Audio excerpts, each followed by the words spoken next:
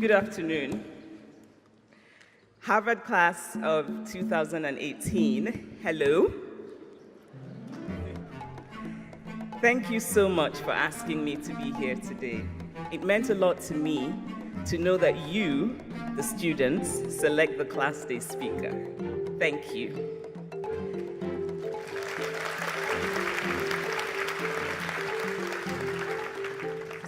Congratulations to you and to all your loved ones who are here.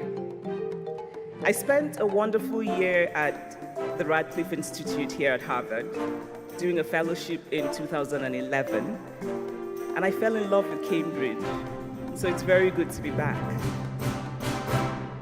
My name is Chimamanda. In Igbo, it means my personal spirit will never be broken. I'm not sure why, but some people find it difficult to pronounce.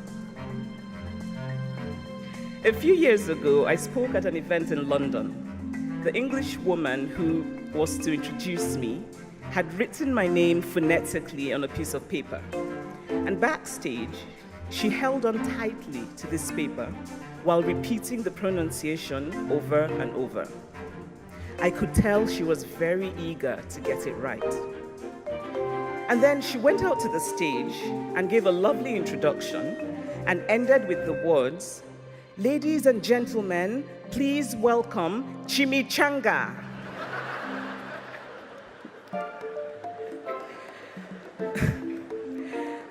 I told this story at a dinner party shortly afterwards, and one of the guests seemed very annoyed that I was laughing about it. "That was so insulting," he said. "That English woman could have tried harder." But the truth is, she did try very hard. In fact, she ended up calling me a fried burrito because she had tried very hard and then ended up with an utterly human mistake that was the result of anxiety. So the point of this story is not to say that you can call me chimichanga. Don't even think about it. The point is that intent matters, that context matters. Somebody might very well call me chimichanga out of a malicious desire to mock my name, and that I would certainly not laugh about. But there is a difference between malice and a mistake. We now live in a culture of calling out, a culture of outrage. And you should call people out. You should be outraged. But always remember context and never disregard intent.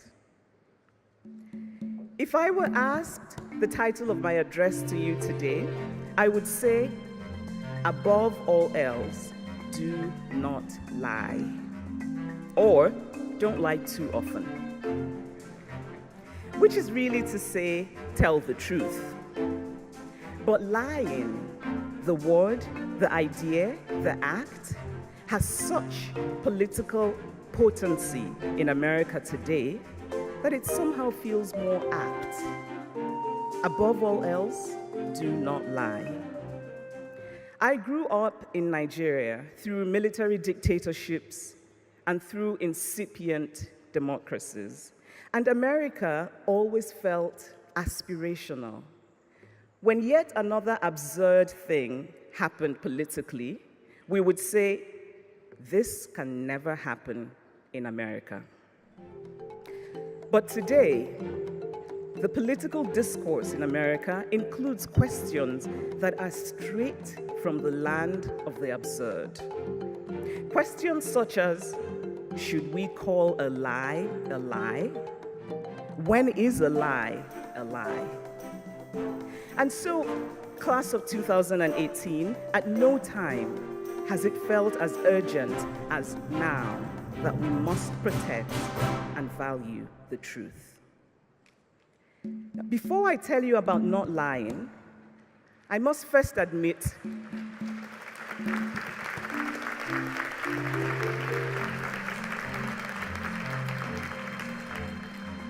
So before I tell you about not lying, I must first admit to lying. I routinely lie about my height, even at the doctor's office. In Lagos, when I'm meeting friends for lunch, I lie about being stuck in traffic when I'm really still at home, only just getting dressed. Now, there are other lies. Sadly, however, I cannot tell you about them without having to kill you afterwards. But what I know is that I have always felt my best and done my best when I veer toward truth, when I don't lie.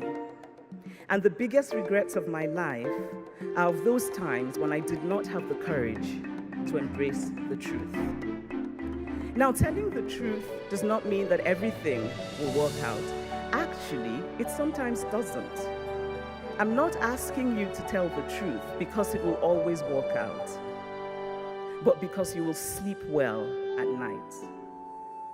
And there is nothing more beautiful than to wake up every day holding in your hand the full measure of your integrity.